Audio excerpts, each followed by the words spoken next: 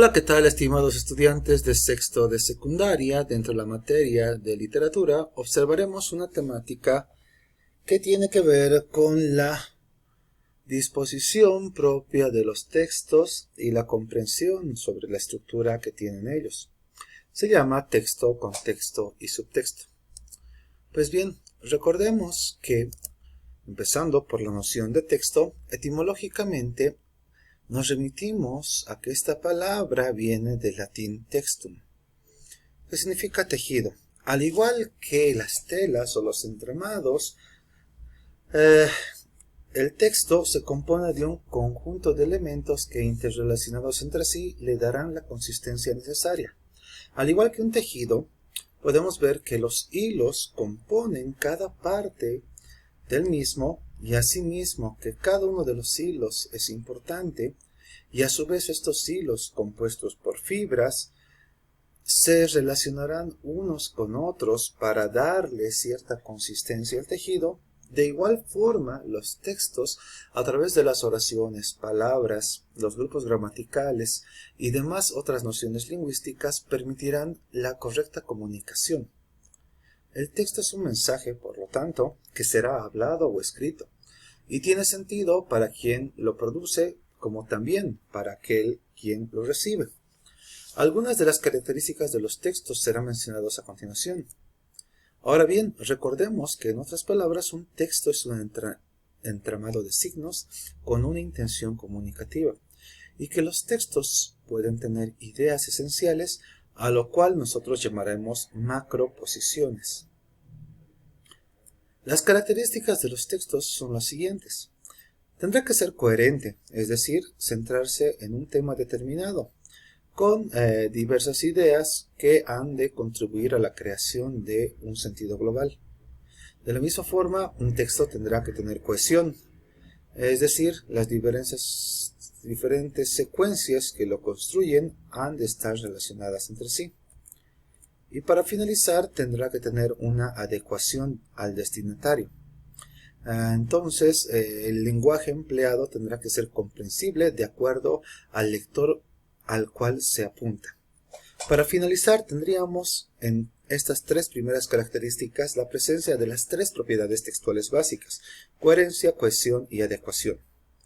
Ahora bien, otra característica es que el texto tiene que contar con una intencionalidad comunicativa. Ahora bien, para comunicar algo a alguien, se deberá hacer el uso de estrategias de manera que ese mensaje pueda ser recibido y, de alguna forma, no ser modificado sustancialmente. De la misma forma, un texto tiene que estar enmarcado en una situación comunicativa. Debe tener un lugar, un tiempo y un contexto social o cultural que le dé una referencia específica. También una de las características del texto es que tiene que tener una relación con otros textos para poder ser interpretado. El texto se relaciona junto con otros textos para así ir ampliando su significación. Haciendo la analogía correspondiente con los tejidos, una chompa de lana se identificará muy bien con un pantalón de tela o un pantalón de mezclilla, de acuerdo al caso, para poder dar una relación armónica a la vestimenta.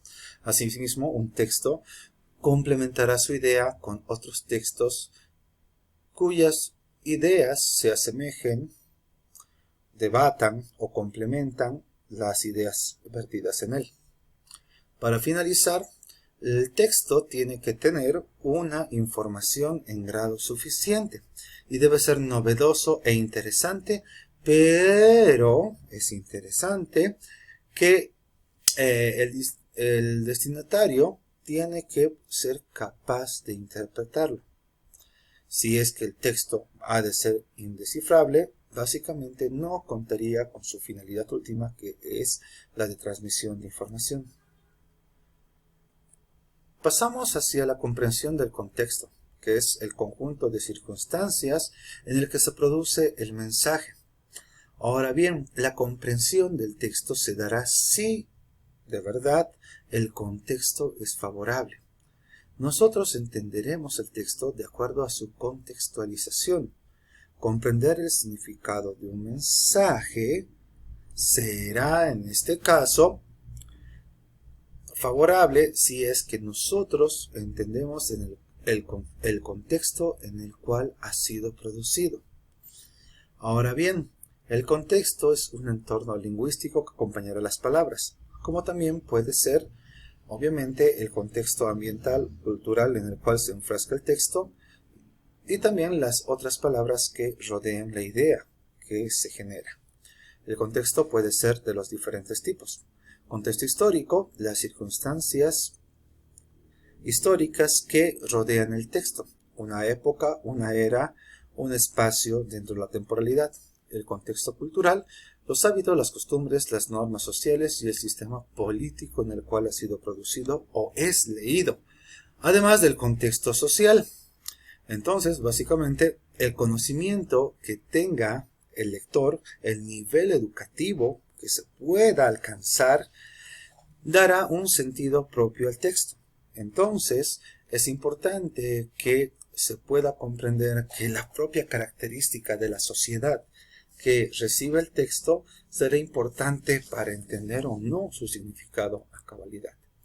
Para finalizar, vemos el subtexto, que básicamente es aquella matriz que nos permite observar los mensajes, entre comillas, ocultos o implícitos en la obra.